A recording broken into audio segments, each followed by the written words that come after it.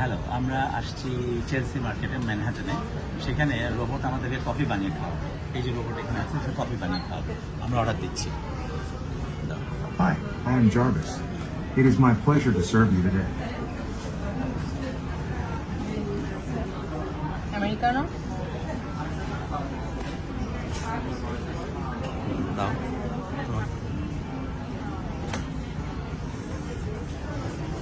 আমরা অর্ডার করেছি, এখন সে আমাদের জন্য কফি বানাচ্ছে। Excellent choice. Moon, our Americano is one of my favorites. Let me prepare it right away. In the meantime, you can find more details in the Artly Coffee app.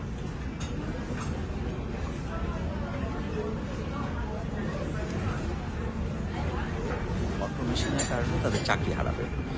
আপনি দেখলেন আপনার সামনে আমরা কফি অর্ডার করলাম। আমাদের এখানে coffee order হলো, সেই রোবটটা নিজে থেকে কফির গুঁড়া নিচ্ছে, নিয়ে এসে আমাদের জন্য কফি বানাবে। সবচেয়ে অবাক করা কাণ্ড হচ্ছে সে পুঙ্খানুপুঙ্খভাবে কাজটা করলো এবং আমাদেরকে কফি সার্ভ করলো। মুন যখন কফির অর্ডার করেছে, সে মুনকে একটা শুভেচ্ছাও দিয়েছে। আবার একই সাথে এসে দেখেন এই গ্লাসে করে সে কফিটা নেবে, এর মধ্যে কফিটা ঢালবে, তারপর গ্লাসটা আবার ধুয়ে রাখবে। এই অটোমেশনের কারণে 1 মিলিয়নের উপর লোক কাজ হারাবে বলে একটা গবেষণায় দেখা গেছে। কিন্তু তারপরও পৃথিবী সেদিকেই যাবে, কারণ যেদিকে আরাম, যেদিকে নানাবিধ যন্ত্রণা কম, যেদিকে ম্যানেজ করা সহজ, সেদিকেই সাধারণত পৃথিবী ধাবিত হয়। ফলে সামনে রোবটদের সময় আসছে, এতে কোনো সন্দেহ নেই। আপনি দেখেন সে গ্লাসটা রাখলো, রেখে সে নিজে থেকেই এখন কফিটা এনে ঢালবে। কফিটা নিচ্ছে, যে কফি পড়ছে। এবং আমরা যে নিলাম, আমাদের পাশাপাশি আরও 6-7 জন কিন্তু অর্ডার করলো। কফির টেস্ট অত্যন্ত ভালো এবং দামও সেই একই রকম।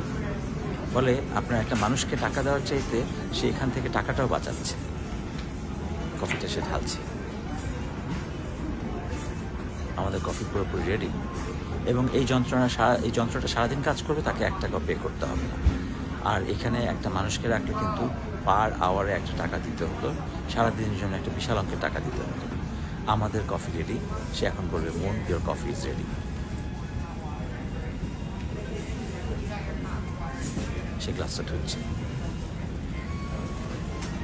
রেখে দিল পরবর্তী কাস্টমারের জন্য। এখন আমাদের কফি দেবে এবং বলবে, ফোন, তোমার কফি রেডি।